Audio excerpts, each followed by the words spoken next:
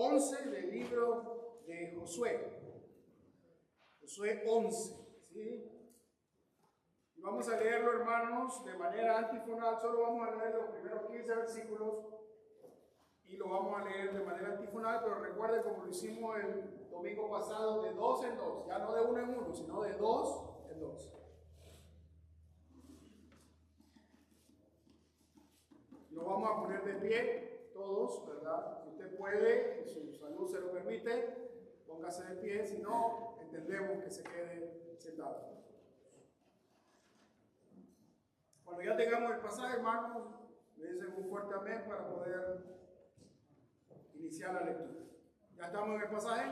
Amén. Amén. Dice el Señor, honrando al Padre, al Hijo y a su Santo Espíritu: cuando oyó esto, Jabín, rey de Hazor, envió mensaje a Jobab, rey de Madón, al rey de Simrón, al rey de Asaf, y a los reyes que estaban en la región del norte en las montañas y en el Arabá al sur de Cineret, en los llanos y en las regiones de Dor al occidente. 3. Y al cananeo que estaba al oriente y al occidente, al amorreo, al eteo, al fereceo, al jebuseo en las montañas, y al heveo al pie de Hermón en tierra de Mispa.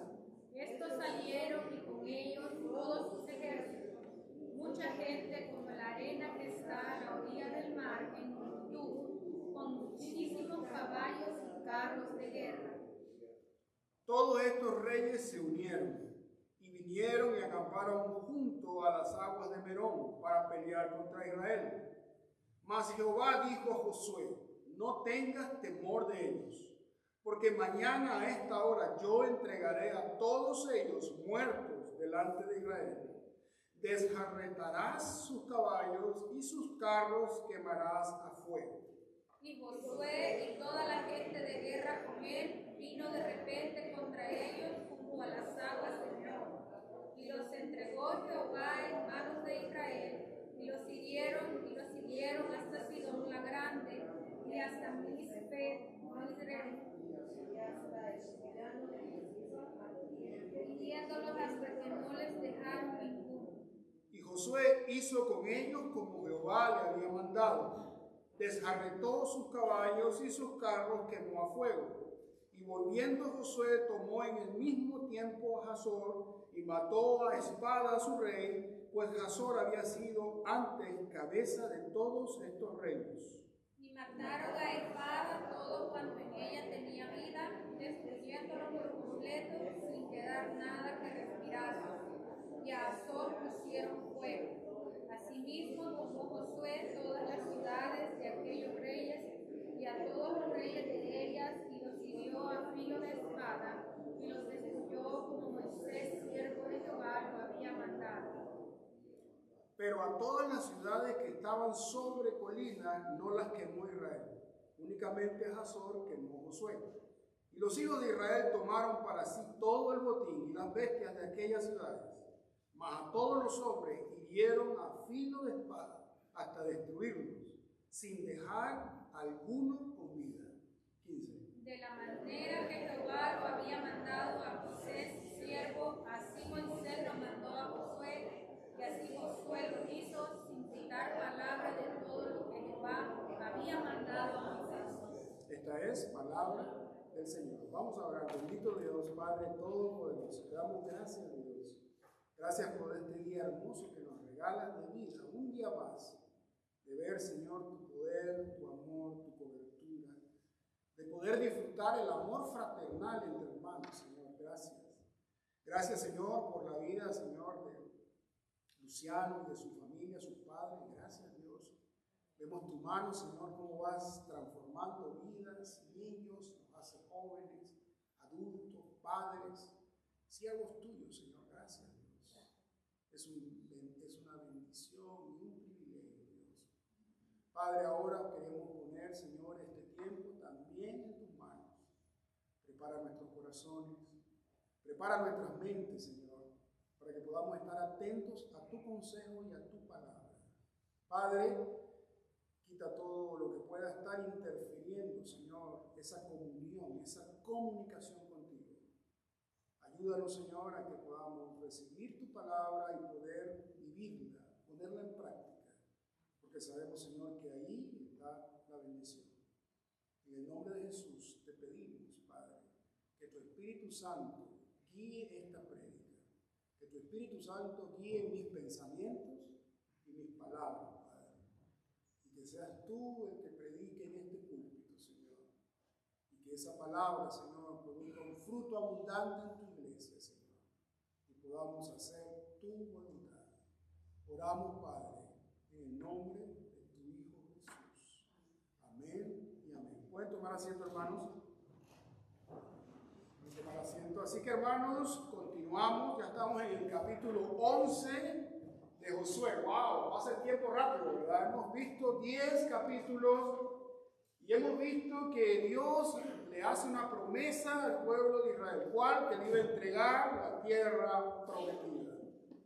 Dios hace una promesa y Dios, ¿qué cosa? La cumple. Pero ahora vemos, hermanos, y estamos entendiendo que esta promesa que Dios le hizo a Israel no se cumple, sino que hay un proceso. Amén. Y quiero que le diga a la persona que tiene a su lado, Dios, nuestro Dios, es un Dios de procesos. Y eso es realmente. Todos nosotros estamos en un proceso, de una manera o de otra. A veces en ese proceso hay partes dolorosas, a veces hay partes que no entendemos, a veces hay partes difíciles, pero tenemos que tener la certeza de que Dios no nos abandona. En medio de ese proceso, en medio de esa etapa del proceso, Dios siempre está con nosotros. Y eso es lo que vemos acá. Vemos que el Señor le promete a Josué y al pueblo de Israel, ¿verdad? Y le dice a Josué, esfuérzate y sé valiente. Y ya hemos repetido en múltiples veces que no es cuestión de que Josué tenía un carácter fuerte. No, no, no. Esfuérzate y sé valiente. Lo que Dios le estaba diciendo a Josué, agárrate de mí. Y eso es lo mismo para nosotros. En medio de tu proceso, ¿qué quiere el Señor? Que te agarres de Él. No que te alejes, que te agarres de Él. Que te unas a Él. Hoy aprendimos en la clase de escuela dominical que el Señor quiere que permanezcamos en Él y en su palabra. Solo de esa manera vamos a poder ver la promesa hecha por Dios. Cuando nos aferramos a Él, cuando nos agarramos a Él. Y vemos, hermanos, cómo Dios de una manera milagrosa, ayúdenme, ¿cuál fue el primer milagro que Dios hizo en la entrada a Canaán? ¿Cuál fue el primer milagro? Detuvo el río Jordán. El pueblo de Israel pasa, muy bien, los sacerdotes, acuérdense, con el arca del pacto ahí en medio del río, y cuando todo el pueblo pasa los sacerdotes. Luego, ¿qué otra cosa hizo el Señor después? ¿Alguien lo recuerda? ¿Alguien lo recuerda? ¿Qué hizo con Jericó? Los muros cayeron. ¿Fue obra del pueblo de Israel porque gritaban fuerte? No, fue la mano de Dios. Dios les dio la estrategia, ellos obedecieron la estrategia y se hizo el milagro. El pueblo de Jericó y las murallas o los muros de Jericó cayeron. Nuevamente vemos la mano de Dios. Hay una promesa, hay un proceso que va avanzando en el tiempo y en medio de ese proceso que va avanzando el tiempo, Dios está obrando. Amén. Y de la misma manera, en esta tarde, tú estás en un proceso, yo estoy en un proceso y aunque no veamos a Dios físicamente, Dios está con nosotros. Dios está orando, aunque no lo puedas ver, Dios está orando. Muchas veces no obra externamente, pero obra de una manera más poderosa internamente. Dios está cambiando maneras de pensar, Dios está cambiando conductas, Dios está cambiando caracteres, pero Dios está orando.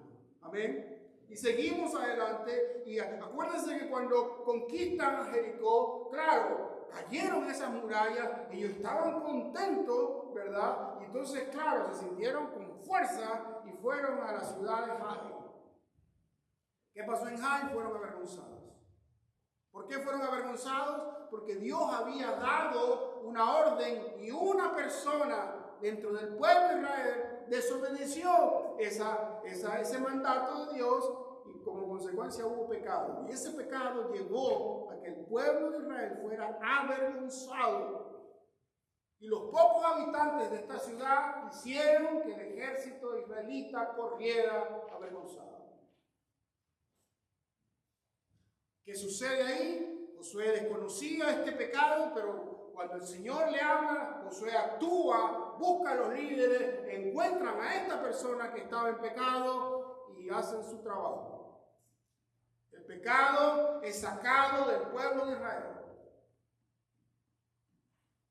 De la misma manera tenemos que aprender y entender que si hay pecado oculto en tu vida, ese proceso se detiene.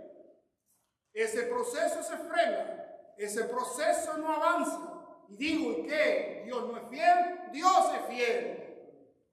Pero tengo que reconocer que hay algo que no está bien. Hay algo que no estoy obedeciendo a lo que Dios ha pedido. Y hasta que no reconozco eso, confieso y me aparto de ese pecado, el proceso no va a avanzar. Una vez el pueblo de Israel identifica a esta persona y dice que lo llevan ahí para apedrear. No tenemos que apedrear a nadie, pero tenemos que ser sinceros con el Señor. Amén. Y cuando reconocen el pecado y apartan el pecado, entonces Dios les da la victoria. Maravilloso. Después sucede algo ahí, ¿verdad? Y hay un engaño ahí con los gabaonitas. Pero aún así Dios le da la victoria. Y Josué sigue avanzando en esas ciudades del sur. Y cuando sigue avanzando en esas ciudades del sur, entonces entramos ya, las conquista todas esas ciudades en el sur, al final del capítulo 10, donde dice, si vemos ahí al final del capítulo 10, todos estos reyes y sus tierras los tomó Josué de una vez, porque Jehová, el Dios de Israel, peleaba por Israel. Entonces nuevamente dejan bien claro que la victoria no era del pueblo, porque el pueblo era gran guerrero, no, la victoria era del Señor. Entonces aún así entendemos que Dios hace promesas y que hay un plan, ¿verdad? Y que ese plan se va a cumplir, pero ahora que vemos en el capítulo 11, los primeros versículos, que hubo un rey llamado Jabín. Y este rey Jabín de la ciudad de Hazor juntó a otros reyes del norte y juntos forman un gran ejército. Este ejército, a diferencia de los otros anteriores ejércitos, tiene una peculiaridad. No solo es más grande en número, sino que tiene carros tirados por caballos. Lo vemos en el versículo 4. Dice, estos salieron con ellos todos sus ejércitos, mucha gente como la arena que está a la orilla del mar, en multitud, con muchísimos caballos y carros de guerra. Ningún otro ejército tenía esto. Entonces vemos acá qué podemos sacar, extraer para nuestras vidas. Dios hace promesas, sí. A todos Dios nos ha hecho promesas. Estamos en un proceso en el cual Dios está obrando, sí. Ahora, Dios está obrando, hay un proceso, pero siempre, hermanos, va a haber oposición. No te sientes a pensar que la vida cristiana, acepto a Jesús, me cruzo de brazos y todo va a salir bien. No funciona así. El rey de reyes le había prometido a Josué que le iba a dar esa tierra. Donde tú pongas tu pie, ahí esa tierra será para ustedes. Dios lo había prometido. ¿Hubo oposición? Sí. Ahora, ¿qué oposición encontramos nosotros para que se cumplan las promesas de Dios en nuestra vida? Porque estamos hablando muchos años antes de Cristo, pero hoy en el 2025, ¿qué obstáculos encontramos? ¿Qué oposición encontramos para que se cumpla el proceso de Dios en nuestras vidas? ¿Qué creen ustedes? ¿Qué oposición encontramos? Ahorita no hay ningún ejército contra nosotros. No se han reunido reyes o naciones para destruirnos, no. Pero ¿qué oposición podríamos encontrar? ¿Alguien puede aportar alguna opinión que recibida? ¿Sí, hermana Irene? La familia. Puede ser que la familia sea una oposición para que se cumpla el proceso de Dios. Pero ¿saben cuál es el principal opositor de que se cumpla el proceso de Dios en nuestras vidas? Mi yo. Ese es el más grande opositor. Podemos decir las drogas, el fentanil, los demócratas, los republicanos, el COVID, ya no, la tentación, el diablo. Puedo poner muchas cosas y de hecho hay todo eso, es verdad. Pero el más grande opositor a que se cumpla el plan de Dios en mi propia vida soy yo. Mi yo. Mi yo quiere dirigir mi vida siempre. Y cuando yo vengo a Cristo me dice, ok, Él es el Señor y tú eres el siervo, pero mi yo no quiere someterse a Dios. Mi yo quiere hacer lo que le da la gana. Mi yo quiere hacer su voluntad. Entonces, el creyente tiene el Espíritu Santo, pero una lucha interna, en donde el Espíritu Santo hace lo que agrada a papá. El yo no, eso está muy difícil. Le hablaba yo a los varones una hora antes y le decía, Dios quiere que permanezcamos en Él. No que vayamos y entremos el domingo y salgamos el lunes y la semana vivo la vida como yo quiero y el domingo vengo acá a buscar. No, permanecer significa estar constantemente en el Señor y en su palabra. No hablamos de perfección, nadie es perfecto, pero hablamos de permanecer en Dios y en su palabra. Y eso es lo que quiere el Señor. Pero el yo no quiere. El Señor nos llama a todos, hermanos. Todos acá hemos sido llamados por el Señor. Unos para hacer una cosa y otros para hacer otra. Pero cuando el Señor nos llamó, así como llamó a sus apóstoles, sígueme. ¿Y ellos qué hicieron? Siguieron. Pero cuando el Señor nos llama acá en el 2025, mi yo le dice, no tengo tiempo. Tengo cosas más importantes que seguirte a ti. Y entonces ahí, cuando eso sucede, el yo manda, el plan de Dios dice, oye, pero ¿cuánto dura esto? Este señor, pastor, esta prueba está larga. Llevo orando tantos años y sigue la prueba. ¿Cómo estoy viviendo mi vida? Tengo que hacerme esa pregunta. ¿Quién gobierna mi vida? ¿El yo o Cristo? ¿Cómo tomas decisiones tú en tu vida? Basado en tu pasado, en tu experiencia, en tu dolor, o guiado por el Espíritu Santo de Dios. O sea, hay un plan y hay un proceso y Dios es fiel. Dios es fiel. Y de hecho vemos acá, en el versículo 6, o sea, del 1 al 5, Moisés está describiendo cómo era el ejército este. Como la arena del mar. ¿Qué le viene a ustedes a la mente cuando oye esa palabra o esa frase? Un ejército como la arena del mar. ¿Serían unos 3? No. Innumerables. Y aparte de esto, 2 detalles. Caballos y carros. Ningún ejército tenía eso. Nunca el pueblo de Israel se había enfrentado en esa parte, en Canaán, porque acuérdense que Faraón era otra cosa. Faraón era la primera potencia. Pero acá en Canaán los ejércitos no eran como los que están descritos aquí en estos versículos.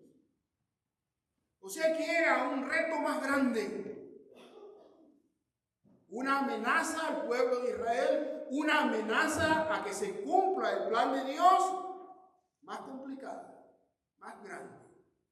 Pero lo grande y maravilloso es que vemos en el versículo 6, después de ver esta descripción, dice el versículo 5, todos estos reyes se unieron y vinieron y acamparon junto a las aguas de Merón para pelear contra Israel. Ahora viene el versículo 6, que es maravilloso. Mas Jehová dijo a Josué, no tengas temor de ellos. ¿Había temor? Sí. Ellos habían peleado solos, no. Dios había estado con ellos. Pero eran humanos. Tal vez sí habían visto los carros de Faraón, tal vez esa generación creo que ya no está. Tuvieron miedo. Así que no te sientas mal, hermano, si en medio del proceso en donde Dios está tratando contigo y te ha dado temor, no te sientas mal. La emoción del temor es una cosa normal. Todos tenemos temor en algún momento. Lo que no tenemos que permitir es que el temor gobierne nuestras vidas.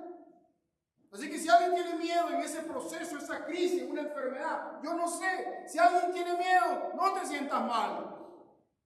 Dios está contigo, Dios no te dejará ni te desamparará, así como no desamparó al pueblo de Israel. Dios sigue estando contigo. Pero en medio del temor, viene Dios y le dice, no tengas temor de ellos, porque mañana a esta hora yo entregaré a todos ellos muertos delante de Israel. Punto y coma. Pare ahí. ¿Quién prometió victoria? Dios. ¿Quién promete victoria? Dios. Él nos da la victoria. No es tu esfuerzo, no es tu inteligencia, no es tu carácter, no es tu conocimiento, es que yo estoy preparado y tengo un máster y un doctorado y yo sé cómo salir adelante. No es eso lo que te va a dar la victoria. Es el Señor. Pero no funciona mágicamente. Bueno, Dios está conmigo, así que no funciona así. Por eso dije punto y coma, paremos ahí. Porque cuando el Señor le dice que ya le ha dado la victoria, ese punto y coma, aquí hay victoria, pero aquí hay mandatos. ¿Qué quiere decir? ¿Qué quiere decir eso? Perdón. Que Dios va a obrar. Y que Dios obra de una manera sobrenatural. Pero necesitamos ¿qué cosa? Obediencia. Entonces, Dios le dice a Josué y a su jefe, ok, no temas de ese ejército con caballos y carros, no temas. Yo mañana te los voy a entregar muertos a todos. Ok, no temas. Pero quiero que hagas dos cosas. ¿Cuáles dos cosas? Descarretarás sus caballos y sus carros quemarás a fuego. Te voy a dar la victoria, pero quiero que hagas dos cosas. Descarretarás sus caballos. Descarretar caballos, hermanos, es simplemente el procedimiento de cortarle el tendón de la pata de atrás al caballo. Cuando tú le cortas el tendón, el caballo no sirve. Eso es desjarretar. ¿Ok? Pero no solo tenía que desjarretar el caballo, sino que también tenía que quemar los carros. ¿Lo hizo Josué? Por supuesto. Versículo 9. Y Josué, 11:9. Y Josué hizo con ellos como Jehová le había mandado. ¿Qué hizo que le había mandado Jehová? Dejarle todos los caballos y su carro quemó a fuego. Entonces, ¿queremos ver el poder de Dios en el proceso que estamos viviendo? ¿Queremos ver el poder de Dios? ¿Puedo decir amén? ¿Queremos ver el poder de Dios en mi vida y en tu vida? ¿Lo queremos ver? Sí. Entonces, ¿qué necesitamos? Obedecer lo que Dios ha mandado. ¿Y qué quiere Dios que hagamos, varones de roca firme, en una palabra? Eso, con fuerza, hermano. Permanecer. ¿Qué es permanecer, hermana Norma? Es estar constante. No hablamos de perfección. Dios va a obrar si yo soy perfecto. Nadie es perfecto. Lo que estamos hablando es de permanecer en los caminos del Señor y en su palabra. ¿Cuál fue la palabra de Dios? No escrita, sino hablada. Desjarreta los caballos y quema los carros. ¿Qué hizo Josué? Eso hizo. Ahora la pregunta del $1.000.000. ¿Qué te ha pedido Dios que hagas? Lo cual no lo has hecho. ¿Qué te ha pedido Dios que hagas en tu vida? ¿En tu familia? ¿Qué te ha pedido Dios? Y en el proceso que cada uno de nosotros vivimos, muchas veces Dios habla a Pedro para que Marta escuche. Muchas veces Dios me habla a mí, porque también quiere hablarle a mi esposa. ¿Qué Dios te ha pedido que no has hecho todavía? ¿O qué nos ha pedido Dios? Que estamos todavía poniendo excusas. No, es que no se lo merece, es que no ha cambiado, es que no ha perdonado, es que aquí, es que allá, es que el tiempo, el trabajo, la economía. Y quiero poner miles de excusas para no obedecer lo que Dios quiere. Ahora, algo interesante. De todo lo que había ahí, tenían ellos. ¿Por qué creen ustedes que Dios le manda precisamente los caballos y los carros? ¿Por qué creen ustedes? ¿Por qué no se le ocurrió otra cosa? ¿Qué era lo diferente de este ejército con el resto de los ejércitos? Los carros y los caballos. ¿Por qué Dios lo manda? Anula los caballos, desjarrétalos y quema los carros. ¿Por qué? ¿Cómo, Marisa?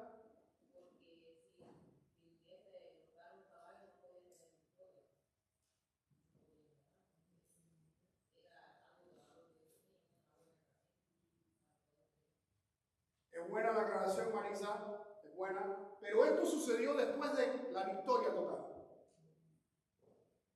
O sea, no fue que en la guerra Josué hizo esto, no. Fue que Dios le entregó. Vamos a leerlo para no confundirlo. Dice cuando en el versículo 6, mas Jehová dijo a Josué, no tengas temor, porque mañana a esta hora yo entregaré a todos ellos muertos delante de Israel, desjarretará sus caballos y sus carros quemará en fuego. No era que le estaba dando una estrategia, no, le estaba dando un mandato. Y dice, versículo 7, y Josué y toda la gente de guerra con él vino de repente contra ellos junto a las aguas de Merón. Y los entregó Jehová en manos de Israel.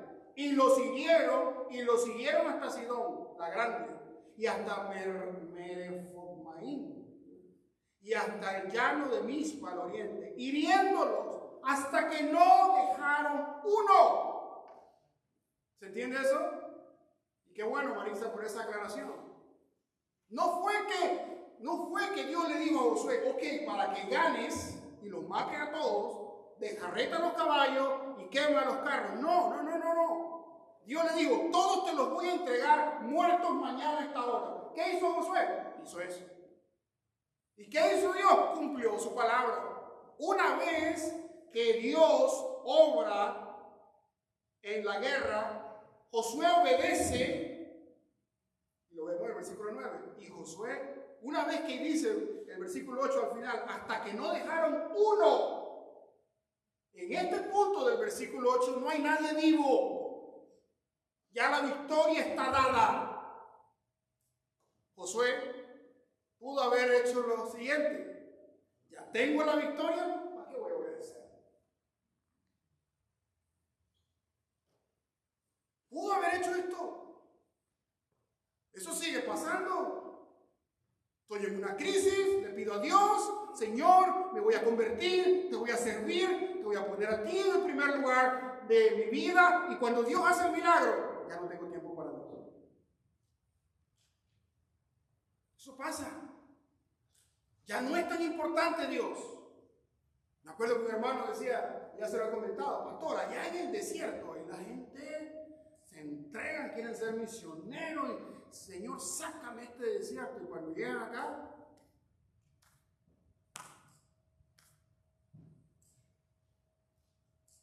entonces eso es más importante, hermanos, porque ya Josué tiene la victoria total. ¿Y qué hace? Obedece. Pero póngase a pensar en esto: si Josué desobedece lo que Dios le ha dicho, no le va a ir bien. Tenga esa seguridad. Pero también hay algo importante.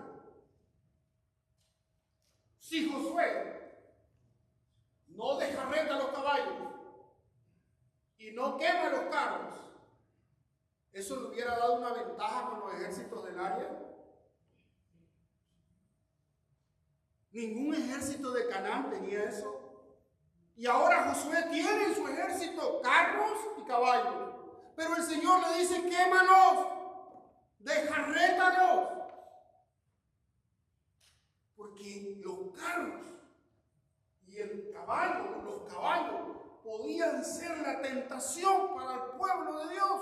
Y cuando ganaran otras batallas posteriores, pudieran decir: no fue Dios, fue nuestro ejército. ¿Ven? Qué sabio es Dios. Y eso, hermanos, sucede. Muchas veces Dios nos va a quitar lo que yo creo que me hace fuerte. ¿Para qué? Para que entendamos que si yo he avanzado en la vida, no soy yo. Si tú has adquirido, si tú has ganado, si tú claro, viniste a tu país y has amasado cosas, no fuiste tú, fue Dios. Entonces, muchas veces yo sigo pensando que yo soy el inteligente, que yo soy el fuerte, que yo soy el capaz. Entonces dice el Señor: te lo voy a quitar para que te des cuenta. Josué pudo haber rebatido con Dios: Señor, si tenemos, y les digo algo, en este punto del libro de Josué todavía faltaba tierra por conquistar. O sea, ellos iban a seguir peleando. Ya habían ganado con los reyes del norte porque Dios le entregó, pero quedaban batallas por pelear.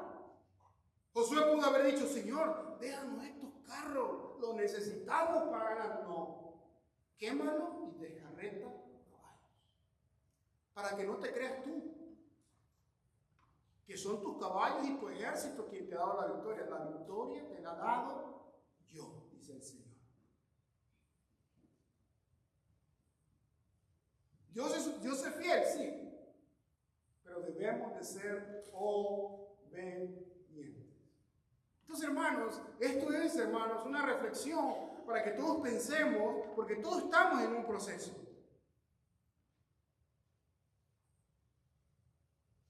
Pero debo preguntarme: ¿estoy siendo obediente en ese proceso? ¿Estoy obedeciendo lo que Dios me ha mandado y me ha pedido? Todos queremos bendición de Dios. La pregunta es: ¿estamos obedeciendo lo que Dios nos ha mandado? Ese es el meollo. ¿Hay un proceso? Sí. ¿Dios es fiel? Sí. ¿Dios tiene el poder para sacarnos de ese proceso? Sí. Pero debemos de ser obedientes en todo. Y cuando somos obedientes, Él obra de una manera especial, mi querido hermano. Y resuelve lo que a ti te parece imposible, lo resuelve Él. La puerta que a ti te parecía imposible que se abra esa puerta, Él la abre. Yo no sé cómo, yo no sé qué, pero Dios tiene el poder. ¿Qué nos está pidiendo? Sean obedientes, hijitos. Tal vez eso es lo que hace falta en tu crisis. Tal vez eso es lo que hace falta en tu proceso. Obedecer. Ciegamente. No cuestiones. ¿Por qué, Señor? ¿Por qué tengo que quemar estos carros si son tan útiles? Quémalos. Y a veces, hermano, ya les he contado el testimonio de Charles Stanley. Un hombre que amaba a Dios. Murió amando a Dios. Miles, yo diría millones, tal vez, vinieron a los caminos de Dios gracias a este siervo que creó un ministerio mundial. Él, o su ministerio, obviamente Dios a través de su ministerio, creó un aparatito que un día alguien me lo dio. Ese aparatito tenía, creo que el Nuevo Testamento, en no sé cuántos idiomas. Y él lo regalaba. O sea, si un chino quería oír el Evangelio de Mateo en chino, con ese aparatito chino, el Evangelio de Mateo en chino. Y si allá un ruso quería escuchar el Evangelio de Mateo en ruso, ruso. ¿Cómo se hace eso? ¿Cuánto cuesta? ¿Quién hacía esto? Dios. Dios es maravilloso, hermano. Te digo algo, Dios quiere seguir sorprendiéndonos. Todos nosotros hemos recibido milagros de Dios, todos. No creo que aquí haya alguien, pastor, yo no. Porque si eres hijo de Dios ya es el más grande milagro que puede existir. Pero aparte de la salvación, Dios nos ha hecho milagros con los hijos, con nuestra esposa, con nuestra familia. Le conté el testimonio de Rafael. Le da una enfermedad, Kawasaki, rara. Si hubiera estado en El Salvador, se muere. Le dio una enfermedad que su mismo sistema de defensa lo atacaba él mismo. 21 días con fiebre. Se estaba quemando, cocinándose a fuego lento. Se le caía la piel. Llévalo aquí, llévalo allá ahora, oró el pastor, oró el hermano, orando. Nadie sabía qué tenía. Pero un día a mi esposa Claudia se le ocurrió y digo a ella, porque no fue a mí. Y oró de esta manera: Señor, tú me diste a este niño y este niño es tuyo. Si es tu voluntad, llévatelo. Terminó de orar y le dijeron: esta es la enfermedad. Lo trasladaron al hospital de Fairfax. Estaba en Alexandria, lo trasladaron al hospital de Fairfax. Y al trasladarlo del hospital de Fairfax, ya esa noche no tuvo fiebre. Por primera vez en 21 días. ¿Quién hace eso? Dios. Pero el Señor quería enseñarnos que nuestros hijos no son nuestros hijos, son de Él. Teníamos que aprender: Señor, esto es tuyo, no es mío. Lo amo, quiero que esté conmigo toda la vida, pero es tuyo. Ah, entendiste, dijo el Señor. Sanidad. Entonces se trata, hermano, de que Dios es fiel, sí. Dios es todopoderoso, sí. ¿Pero qué nos pide? Obediencia. Obediencia. ¿Y qué quiere Él que hagamos? Que permanezcamos en Él. Y permanezcamos, Pedro, en su palabra. O sea, en obediencia. Tratando de obedecer su palabra. Ahora avanzamos. Y leímos hasta el versículo 15. Pero quiero que me acompañen hasta el último versículo del capítulo 11, versículo 23. 11-23, ya lo tenemos ahí. Dice: tomó pues Josué toda la tierra, conforme a todo lo que Jehová había dicho a Moisés, y la entregó Josué a los israelitas por herencia conforme a su distribución, según sus tribus, y la tierra descansó de la guerra. ¿Ven? Ahora, es muy importante, iglesia, pongamos atención a esto. Esto que está sucediendo aquí, en el versículo 23, es como una resumen.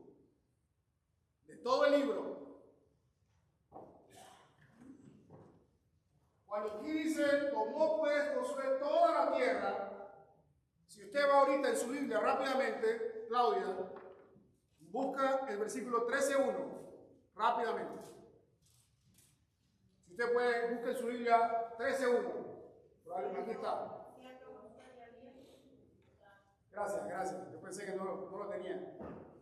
Siendo Josué ya viejo, entrado en años, Jehová le dijo: tú eres ya viejo, de edad avanzada, y queda aún mucha tierra por poseer. Entonces hay una contradicción.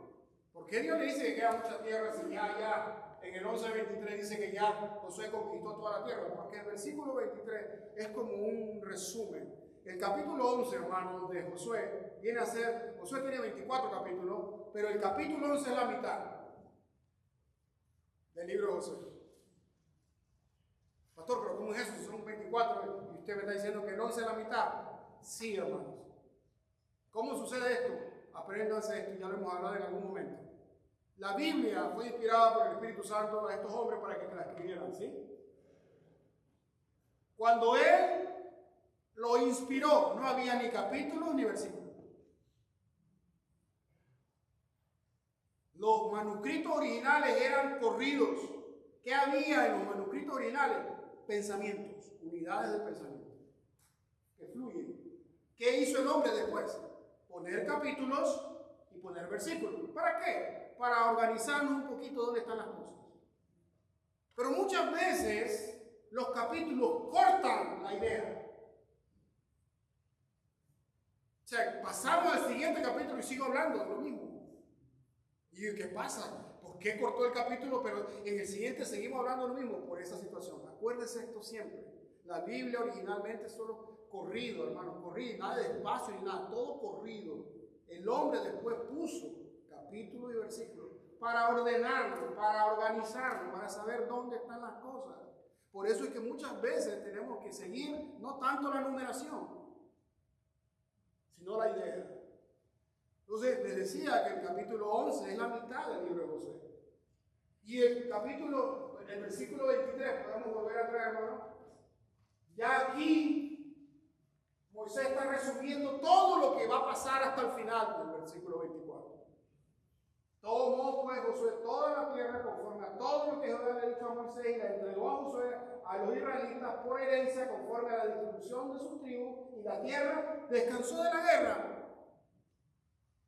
Del versículo del capítulo 12 en adelante, ¿qué va a pasar? La distribución de la tierra conforme a las tribus. Ya eso pasó en el 23, no ha pasado.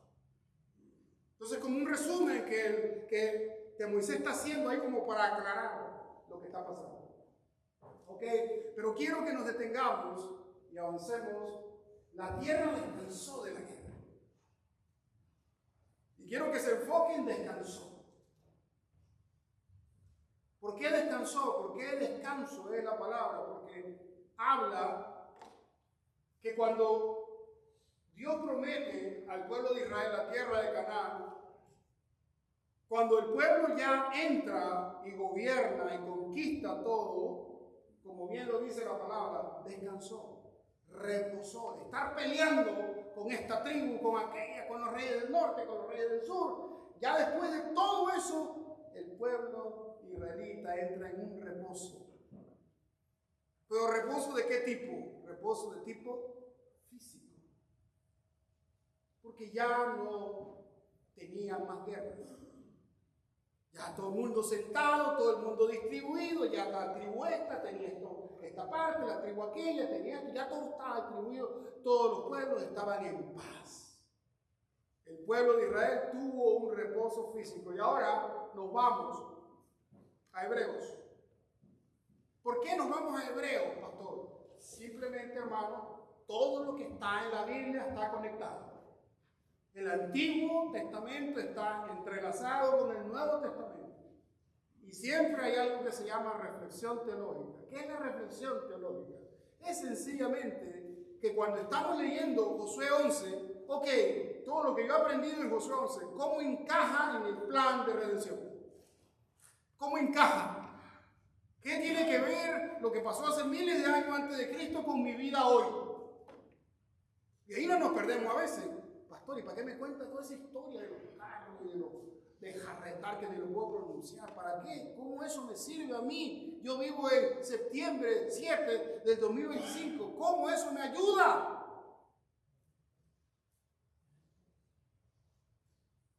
Sí te ayuda. Y sí está conectado. Porque siempre hablamos y decimos que el Antiguo Testamento es un símbolo, es una figura, es un tipo de lo que iba a suceder en el Nuevo Testamento. ¿Recuerdan? El Cordero de la Pascua era una flecha que apuntaba ¿a quién? ¿A quién? A Jesús. El centro no era el Cordero que sacrificaban ellos, no. Ese Cordero era como un letrero con una flecha. Siga. ¿A quién apunta? A Jesús. Ahora, ese reposo físico que entró el pueblo de Israel, el escritor de Hebreos me lo presenta. Ese reposo físico era otra flecha al reposo espiritual que Dios nos da. Amén. Vamos a leer Hebreos 3, del 7 al 12. Búsquelo ahí en su Biblia y por favor póngale ahí, escríbale. Se conecta con Josué 11. Dice la palabra del Señor en Hebreos 3, 7. Por lo cual, como dice el Espíritu Santo, si oyeres hoy su voz, versículo 8. No endurezcáis vuestros corazones, como en la provocación y en el día de la tentación en el desierto, donde me tentaron vuestros padres, me probaron y vieron mis obras 40 años. A causa de lo cual me disgusté contra esa generación y dije, siempre andan vagando en su corazón y no han conocido mis caminos. Por tanto, juré en mi ira, no entrará en mi reposo. ¿De qué está hablando esto?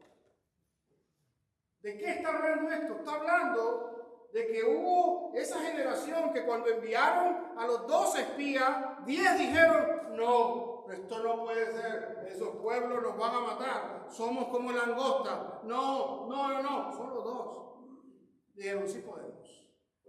¿Quiénes fueron? Josué y Caleb. Ese Josué es el que está dirigiendo el ejército. Entonces, ¿qué dijo el Señor? Bueno, ustedes dudan de mi poder. Dijo ahí lo que leímos. Han visto mis obras 40 años. Han visto mis milagros. Han visto el maná. Han visto los he protegido. Y todavía dudan de mí. Por eso juré, mira, no entrará en mi reposo. ¿Qué está hablando aquí Dios? Dios estaba mostrando que entrar en la tierra prometida de Canaán iba a ser el reposo. ¿Pero un reposo de qué tipo? Físico. ¿Y por qué es importante saber que esto solo era un reposo físico? Seguimos leyendo. Vamos ahora al capítulo 4. Versículo 8 y 9. Porque si Josué les hubiera dado el reposo, no hablaría después de otro día. Por tanto, queda un reposo para el pueblo de Israel. ¿Ven la conexión? El reposo en la tierra de Canaán era una flecha, era un símbolo, era un signo para que los que leyéramos esta palabra entendiéramos que más allá del reposo físico hay un reposo espiritual. Y ese reposo espiritual es venir a Cristo. El día que usted aceptó a Jesús como su Señor y Salvador personal, ese día empezó el reposo. Ahora, pregunta, para despabilarnos un poco. ¿Recibiremos el reposo espiritual total en esta tierra? No. ¿El reposo espiritual total lo recibiremos del otro lado de la eternidad, cuando estemos en la presencia del Señor? Pero ya empezó el reposo. La pregunta es, ¿estás viviendo el reposo de Dios? ¿Tu hogar vive el reposo de Dios? ¿Tu familia vive el reposo de Dios? ¿Qué pudiéramos creer que puede impedir que siendo cristianos reposemos en el Señor? La desobediencia. Soy cristiano y veo que la gente vive con gozo, vive con alegría. Pero ¿por qué se ríe? Siempre anda riéndose, siempre anda contento. Esa persona vive en el reposo de Dios. No lo conoce a plenitud mientras está en esta tierra, pero ya vive, ya experimenta el reposo de Dios. ¿Por qué? Porque confía en Dios. Pero no solo confía en Dios, confianza, fe. La fe produce algo que se llama obediencia. Mientras yo tengo más fe, más quiero obedecer. Más veo la mano de Dios, más fe. Más fe, más obediencia. Una cosa va con la otra. Esa persona, aún en la tormenta, tiene paz. ¿Cómo Jesús se acostaba en el barco ahí cuando la barca estaba a punto de hundirse? ¿Cómo?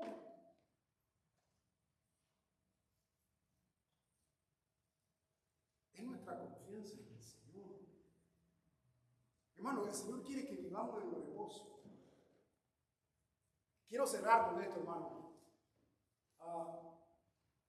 En el mundo, y sobre todo aquí en Estados Unidos, hay una crisis, hermano, de salud mental. La gente, ahora con esto de la inteligencia artificial, hay gente que tiene una relación con su teléfono. Porque la inteligencia artificial funciona como una persona y tú le preguntas y te contesta como que estás hablando. Las personas se sienten tan solas que llegan a tener una relación estrecha con su computadora, con su tablet. La gente se siente sola. La gente se siente en ansiedad, en depresión. Hay un montón de gente que quiere quitarse la vida. El gobierno de los Estados Unidos está dando dinero por montones y quiere darle dinero a las iglesias para cómo la iglesia puede ayudar a estas personas que se sienten solas. Dice que cuando como la gente estudia tantas cosas, dice que cuando tú te sientes solo, en soledad, y te entra la ansiedad, el temor, la tristeza, la depresión, ese efecto de ansiedad y depresión tiene el efecto de alguien que se fuma 5 cigarros al día. Dice, pero ¿cómo conecta, pastor? ¿De dónde saca la conexión entre pensar algo y cáncer? ¿Cómo se conecta eso? Sí se conecta. Mis pensamientos son fuertes. Mis pensamientos me pueden enfermar. A las damas acá les hago una comparación. ¿Ustedes saben que hay el embarazo falso? Una mujer desea tanto estar embarazada, que su mente le dice que está embarazada. Comienza a tener asco, comienza a tener síntomas, le comienza a crecer el vientre. Y cuando va donde el ginecólogo y el ginecólogo le hace una ultrasonografía, le dice, ese útero está vacío. Ahí no hay nada. No, pero es que tal vez lo perdí. No hay nada. ¿Cómo sucede eso? Hay un montón de gente, hermano, y lo triste, cristianos, que no han encontrado el reposo, que me está hablando Hebreos. Son cristianos, vienen a las iglesias, van a la escuela dominical, pero no viven en reposo. Viven en ansiedad, en temor, en miedo. Y cuando mi cuerpo está con temor, ansiedad y miedo, mi organismo comienza a producir un montón de sustancias que me afectan y me dañan. ¿De dónde partió todo? Es necesario, hermano, estar tranquilo.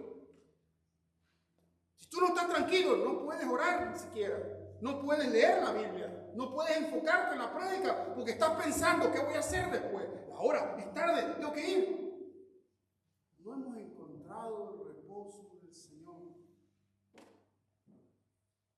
Y no es que el reposo, como dije hace unos minutos, no lo vamos a encontrar allá del otro lado cuando veamos al Señor cara a cara. No, el reposo empieza acá. ¿Qué creen que puede estar faltando? Mucha gente desconoce el plan de Dios. Mucha gente conoce el plan de Dios, pero no quiere obedecer. Mientras no hay obediencia, no sucede nada. Entonces, cuando obedecemos, Él comienza a ordenar las piezas en el tablero de la gente. Pero lo primero es lo primero. ¿Qué es lo primero? Escuchar la voz de Dios. Y lo que Él me está pidiendo, lo tengo que hacer. ¿Es difícil? Sí, es difícil. Pero el Espíritu Santo está conmigo y contigo. Entonces vemos, hermanos, aquí lo terminamos. Conectamos el reposo físico de Josué con el reposo espiritual de Dios. Que todo creyente debe y puede disfrutar. Todo creyente debe disfrutar el reposo de Dios. ¿Cómo hago eso? Confío en mi Dios, creo en mi Dios, conozco sus promesas y obedezco lo que Él me está pidiendo. Tal vez acá haya personas que están sufriendo fuerte. Dicen, pastor, ¿por qué sufro? Si soy creyente. Si soy hijo de Dios, ¿por qué sufro? ¿Por qué estoy enfermo? ¿Por qué mi hijo está en rebeldía? ¿Por qué mi matrimonio está a punto de destruir? Si creo en Jesús, estás en un proceso. ¿Y qué quiere Dios en ese proceso? Él va a ser fiel. Él es fiel. Siempre. Siempre Dios es fiel. El día que Dios rompa una promesa, deja de ser Dios. O sea, eso no va a suceder. ¿Qué es lo que hace falta en el proceso? De obediencia. Nuestra obediencia. Como personas individuales y como iglesia. Amén. Así que pongámonos de pie.